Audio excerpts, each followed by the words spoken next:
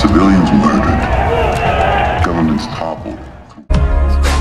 We look at these prophecies, we also take note of them and understand the time that we are in.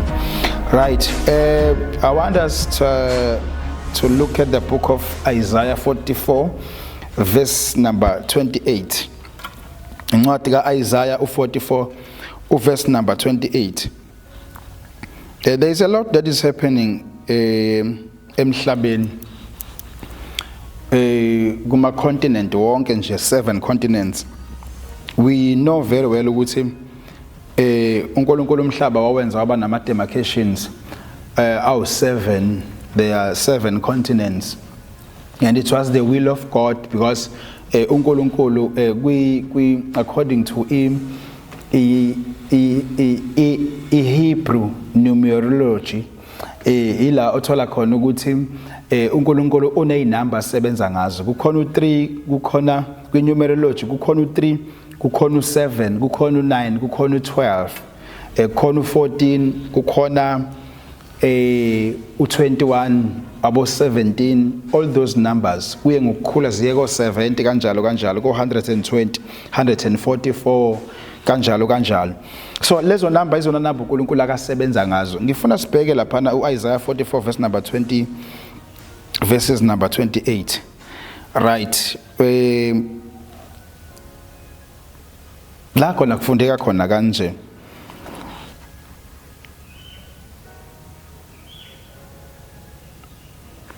Who says of Cyrus, he is my shepherd, and he shall fulfill all my purpose. Saying of Jerusalem, she shall be built, and of the temple your foundations shall be laid. So if uzobheka kahle what God was saying la, wayikhuluma ngendaba ka Cyrus. Remember that there is this big event eyenzeka kwa-Israel, whereby u-Israel ethunjelwa noma ethumbelwa ezweni lase-Babylon. Remember ukuthi ngaleso sikhathi amakhosi avela encwadini kaDaniel, especially incwadi kaDaniel, kuvela oNebuchadnezzar uqala, wesibili kube abo Cyrus. Right. But sithola uNkulunkulu ukhuluma la kuIsaiah, if uzofunda ihistory uzothola ukuthi uNkulunkulu ukhuluma ngo Cyrus kumprofeti uIsaiah kusazophela more than 100 years ukuthi azalwe uCyrus. Right. So meaning ukuthi uNkulunkulu wayene plan no Cyrus before Cyrus azalwe. Okay, ngifuna siphinde sibheke lapha u45 45 verses number 1. Thus says the Lord to his anointed, to Cyrus, whose right hand I have grasped, to subdue nations before him and ungird the loins of kings, to open doors before him that gates may not be closed.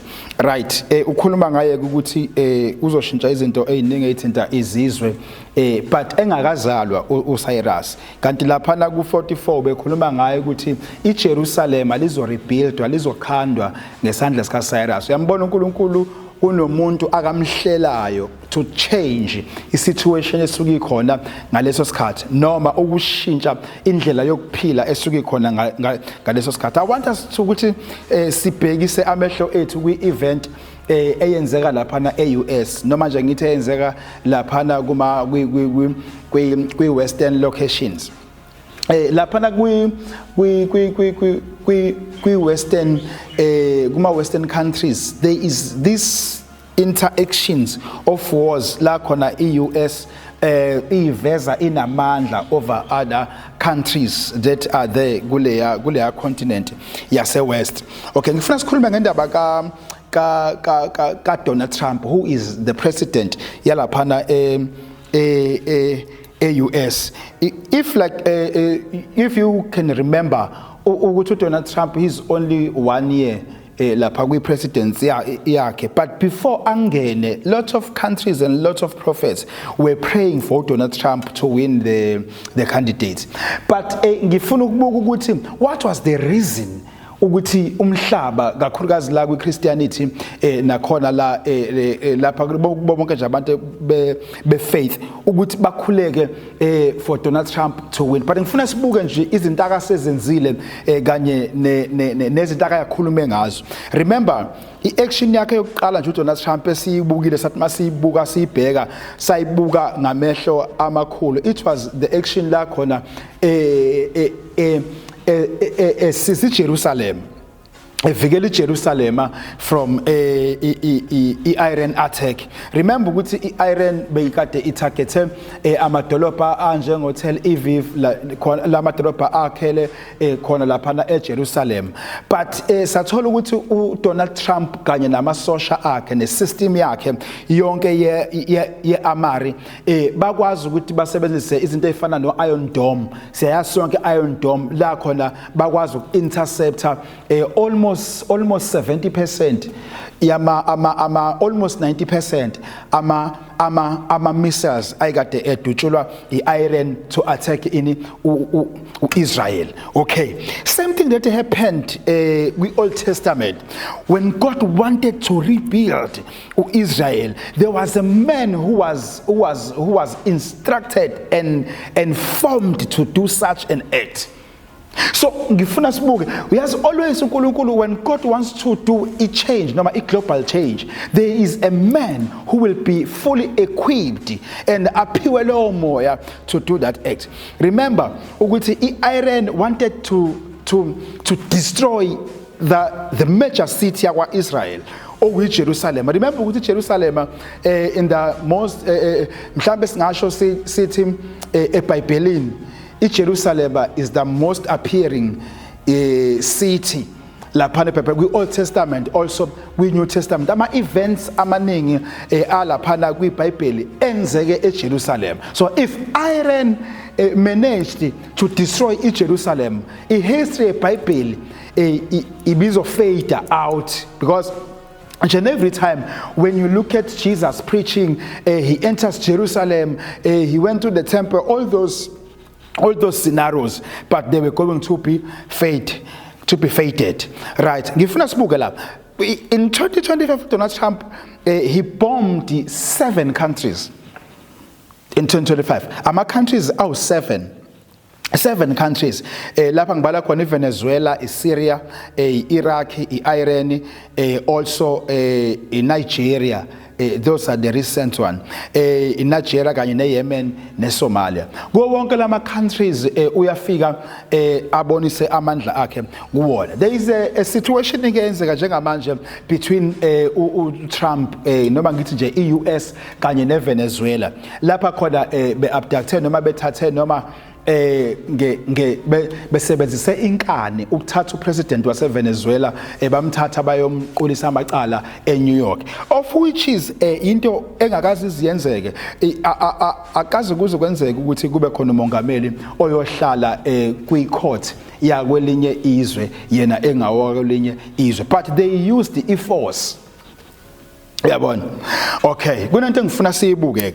Remember ukuthi iUS ngenkathi amanye amazwe ebusiness ezinye izinto abekade ebusiness ngazo, iUS isebenze kakhulu yenza ukuthi iarmy yayo ibe advanced kunamanye